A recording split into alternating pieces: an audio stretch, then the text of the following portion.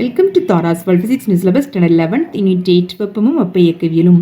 இப்போ நம்ம இந்த வீடியோவில் என்ன பார்க்க போகிறோம்னா எடுத்துக்காட்டு கணக்கு 7 தான் பார்க்க போகிறோம். ஃபஸ்ட்டு கணக்கு ரைட் பண்ணுவோம்.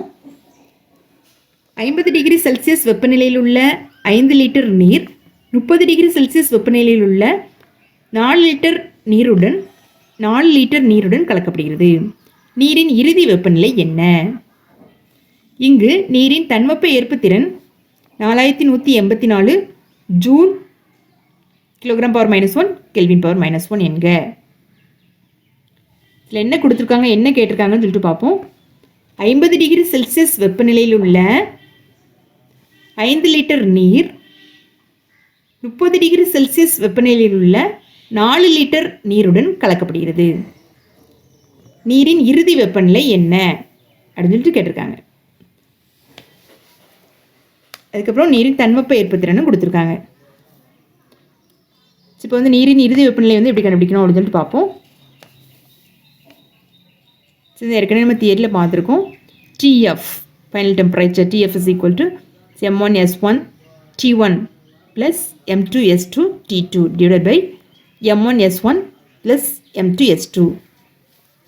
சரி, நான் தெரிஞ்சு வச்சுக்கோங்க இந்த ஃபார்ம் தான். இதில் வந்து M1 வந்து என்ன, 5 litre. 1 litre is equal to 1 kilogram. அப்போ 5 லிட்டர் வந்து 5 kilogram. 1 litre is equal to 1 kilogram. இப்போ 5 litre is equal to 5 kilogram. M2 வந்து என்ன, 4 லிட்டர். இப்போ 4 லிட்டர் இஸ் ஈக்குவல் 4 கிலோகிராம். இதில் வந்து S1 is equal to S2. வெப்ப ஏற்பு திறன் எஸ்ங்கிறது வந்து வெப்ப ஏற்பு திறன். இதனால் இது வந்து நீர் தானே, ரெண்டுமே நீர் தான். அதனால ரெண்டோட வெப்ப ஏற்புத்திறனை வந்து சமம்.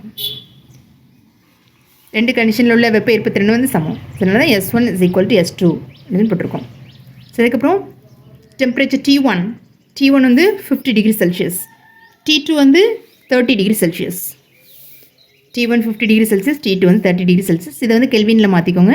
கெல்வினில் மாற்றுறதுக்கு வந்து 273 வந்து கூட்டினா போதும் அந்த நம்பர் கூட.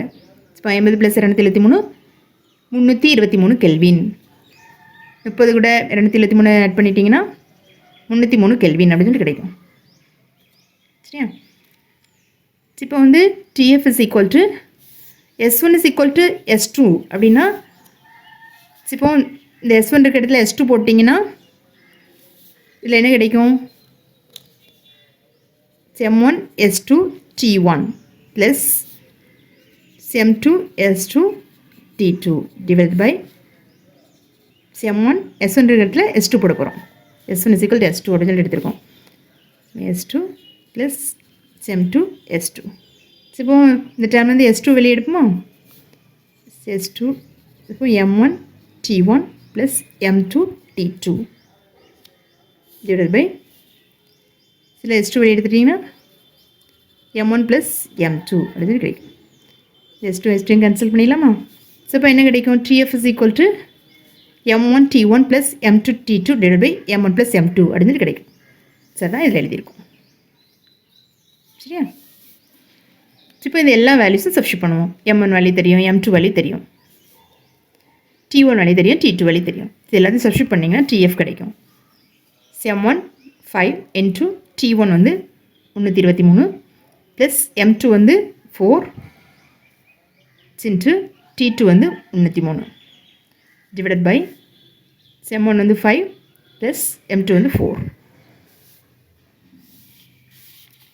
5 + 4 9. இது ரெண்டையும் மல்டிப்ளை பண்ணிங்கன்னா 1615 கிடைக்கும். இது ரெண்டையும் மல்டிப்ளை பண்ணிங்கன்னா 1212 கிடைக்கும். இது ரெண்டையும் ஆட் பண்ணிங்கன்னா 2827 டிவைடட் பை 9 கிடைக்கும். 9ஆல் டிவைட் பண்ணிங்கன்னா 314.11 கெல்வின் ரிசல்ட் கிடைக்கும். இப்போ வந்து இதை டிகிரி செல்சியஸில் மாற்றுறதுக்கு வந்து இதுலேருந்து இந்த கெல்வின் யூனிட்டை டிகிரி செல்சியஸ் மாற்றுறதுக்கு வந்து இந்த 314.11 அதுலேருந்து 273 வந்து கழிச்சிட்டிங்கன்னா டிகிரி செல்சியஸ்க்கு வந்து மாறிடும். கழிச்சிட்டிங்கன்னா என்ன கிடைக்கும், 41 டிகிரி செல்சியஸ் அப்படின்னு கிடைக்கும். இதுதான் நம்ம கண்டுபிடிக்க வேண்டிய ஆன்சர். அதாவது 50 டிகிரி செல்சியஸ் வெப்பநிலையில் உள்ள 5 லிட்டர் நீர் 30 டிகிரி செல்சியஸ் வெப்பநிலையில் உள்ள 4 லிட்டர் நீருடன் கலக்கப்படுகிறது. அப்படின்னா நீரின் இறுதி வெப்பநிலை என்னென்னா 41 டிகிரி செல்சியஸ். இப்போ நம்ம கண்டுபிடிக்க வேண்டிய ஆன்சர் வந்து கண்டுபிடிச்சிட்டோம். ஸோ இது போக இன்னொரு கண்டிஷன் வந்து இதில் எக்ஸ்ட்ரா எக்ஸ்பிளைன் பண்ணியிருக்காங்க. அந்த எக்ஸ்ப்ளனேஷன் பார்ப்போம். இப்போ இது வரைக்கும் தான் நம்ம கண்டுபிடிக்கணும். இது வந்து எக்ஸ்ட்ரா இன்ஃபர்மேஷன் தெரிஞ்சுக்கோங்க. 50 டிகிரி செல்சியஸ் மற்றும் 30 டிகிரி செல்சியஸ் வெப்பநிலைகளில் உள்ள சம அளவு நீரினை, ஆனால் நமக்கு வந்து சம்மில் கொடுத்துருக்கிறது வந்து இதில் 5 லிட்டர் 4 லிட்டர், இது வந்து சம அளவு கிடையாது. சப்போஸ் இதே டிகிரி செல்சியஸ் வெப்பநிலையில் ஒரே அளவுடைய நீராக இருந்துச்சுன்னா, அதாவது இந்த M1 = M2 இருந்துச்சுன்னா, ஒரே அளவுடைய நீர் எடுத்துக்கிட்டிங்கன்னா உங்களுக்கு வந்து ஃபைனல் டெம்பரேச்சர் வந்து இறுதி வெப்பநிலை வந்து எப்படி இருக்கும் அப்படின்னு சொல்லிட்டு நம்ம கண்டுபிடிக்க போகிறோம். இது வரைக்கும் நீங்கள் செஞ்சாலே போதும். இது வந்து எக்ஸ்ட்ரா சப்போஸ் கண்டிஷன் கொடுத்து கேட்டாங்கன்னா இது வந்து செய்யணும். 50 டிகிரி செல்சியஸ் மற்றும் 30 டிகிரி செல்சியஸ் வெப்பநிலையில் உள்ள சம அளவு நீரினை, அதாவது M1 = M2. For example 4 லிட்டர்னு எடுத்துருக்கீங்கன்னா 50 degree செல்சியஸில் 4 லிட்டர், 30 டிகிரி செல்சியஸில் 4 லிட்டர் நீரை வந்து ஒன்றோடு ஒன்று கலக்கும்போது இறுதி வெப்பநிலை, சிறிது வெப்பநிலை வந்து எப்படி இருக்கும்னா அந்த ரெண்டு வெப்பநிலைகளோட சராசரி வெப்பநிலைக்கு வந்து சமமாக இருக்கும். இது ரெண்டுக்கு சராசரி கண்டுபிடிச்சிங்கன்னா அந்த சராசரி வெப்பநிலை தான் என்னென்னா இறுதி வெப்பநிலை. ஸோ இந்த கண்டிஷனில் M1 = M2 இருக்கும்போது, சரியா? இப்போ இறுதி வெப்பநிலை கண்டுபிடிப்போம். இறுதி வெப்பநிலை இவ்விரண்டு வெப்பநிலைகளின் சராசரிக்கு சமமாகும், சரியா? இப்போ TF = T1 + T2 / 2. T1 வந்து 323 கெல்வின், T2 வந்து 303 கெல்வின். ஏற்கனவே நம்ம கெல்வினில் மாற்றி வச்சுருக்கோம். இது ரெண்டையும் நம்ம வந்து இப்போ ஆட் பண்ணி /2 போட்டிங்கன்னா ஆன்சர் கிடைச்சிரும். இது ரெண்டையும் ஆட் பண்ணி 2ஆல் வகுத்திங்கன்னா 313 கெல்வின் அப்படின்னு சொல்லி கிடைக்கும். இந்த கெல்வின் வேல்யூ வந்து டிகிரி செல்சியஸ் மாற்றுறதுக்காக இதுலேருந்து 273 கழிச்சிட்டிங்கன்னா போதும். இப்போ 313 - 273 = 40 டிகிரி செல்சியஸ் அப்படின்னு சொல்லிட்டு கிடைக்கும். இப்போ இறுதி வெப்பநிலை M1 = M2 இருக்கும்போது 40 டிகிரி செல்சியஸ். அதுக்கப்புறம் இன்னொரு கண்டிஷன் கொடுத்துருக்காங்க, ஒரே வெப்பநிலையில் இருந்துச்சுன்னா. இப்போ வந்து வெப்பநிலை வந்து ஒரே வெப்பநிலையில் இருக்குது.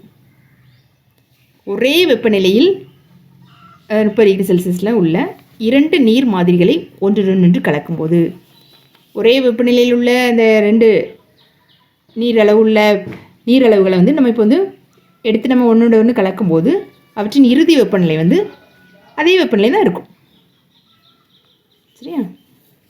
ஏன்னா ஒரே வெப்பநிலை தானே, அப்போ சமநிலையில் தான் இருக்குது. இப்போ நம்ம கலந்தாலும் அதே வெப்பநிலையில் தான் இருக்கும். இறுதி கலக்கும்போது அவற்றின் இறுதி வெப்பநிலையும் 30 டிகிரி செல்சியஸ் ஆகும். இதுவும் ஒரு கண்டிஷன். அதாவது ஒரே வெப்பநிலையில் இருந்துச்சுன்னா, இங்கே வந்து நிறை வந்து ஒரே நிறையில் இருந்துச்சுன்னா, சரியா? இப்போ இதிலேருந்து நாம் அறிந்து கொள்வது என்னவென்றால் இவ்விரண்டு நீர் மாதிரிகளும் வெப்ப சமநிலையில் உள்ளன. எனவே இரண்டிற்கும் நடுவே எவ்விதமான வெப்ப பரிமாற்றமும் நடைபெறவில்லை என்பதாகும். சரி, இறுதி வெப்பநிலை நமக்கு ஒரே வெப்பநிலை 30 டிகிரி செல்சியஸ் கிடைக்கிறதுனால நம்ம வந்து ஒன்றோடு கலந்தாலும் அந்த ரெண்டுக்கு நடுவில் எந்த விதமான வெப்ப பரிமாற்றம் வந்து நடைபெறவில்லை அப்படிங்கிறது தெளிவாக புரியுது. இதில் இப்போ நம்ம கணக்கில் கிடைச்ச நீரின் இறுதி வெப்பநிலை கேட்டிருந்தாங்களா? ஸோ அதை வந்து நம்ம ஃபைனலாக எடுத்து எழுதுவோம். நம்ம கிடைச்சிருந்த ஆன்சர் வந்து எடுத்து எழுதுவோம். இப்படி ஃபைனலாக ஆன்சர்னு போட்டு எழுதிக்கோங்க. 50 டிகிரி செல்சியஸ் வெப்பநிலையில் உள்ள 5 லிட்டர் நீர் 30 டிகிரி செல்சியஸ் வெப்பநிலையில் உள்ள 4 லிட்டர் நீருடன் கலக்கும்போது நீரின் இறுதி வெப்பநிலை வந்து 41 டிகிரி செல்சியஸ் ஆகும். 41 டிகிரி செல்சியஸ் ஆகும். சரி, ஃபைனலாக ஆன்சர் எடுத்து எழுதிக்கோங்க. இதோட எடுத்துக்காட்டு கணக்கு 7 வந்து முடியுது. தேங்க்யூ.